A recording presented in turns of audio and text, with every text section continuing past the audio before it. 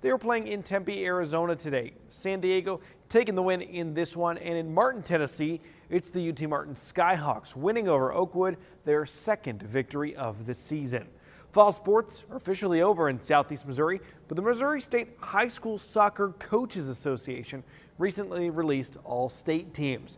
10 players making the first, second, or honorable mention squads, and among the list you had players from Jackson, Sikeston, Cape, 3 from Notre Dame, including first-team All-State Eli Schaffer, and 2 of Perryville's 4 selections were first-team All-State defender, but also goal scorer in the quarterfinal, Cade Bowden-Distel, and lethal forward senior striker Trayton Barnett.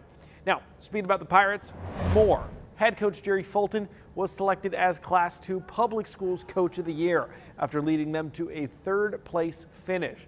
Not his first time winning the award. The Pirates head coach has won it previously in 2021 in the state title year in 2015.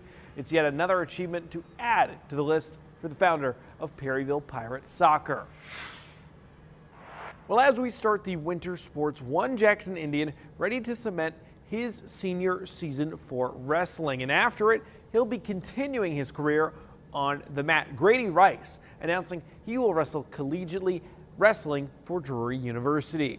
At Saxony Lutheran, 3 seniors signing to play college sports.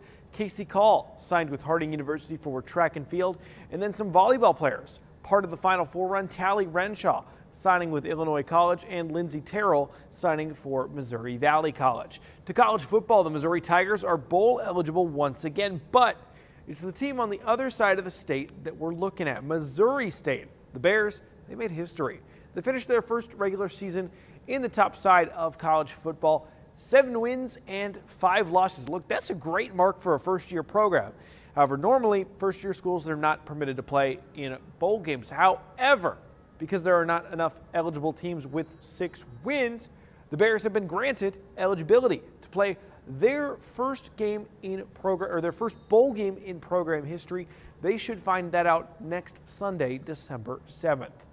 Tomorrow, the SEMO Conference Girls Basketball Tournament opens. This year's competition hosted by Poplar Bluff. 3 games on the schedule for tomorrow. Saxony Lutheran and New Madrid County Central open the tournament at 5:30. Then the first 2 games of the quarterfinals, Kennett versus Sikeston, and to close the night out, Notre Dame versus Dexter. Speaking of Notre Dame, Bulldogs went to the final last year. Ultimately, though, Jackson took the title. We'll see if the Lady Indians can repeat this week.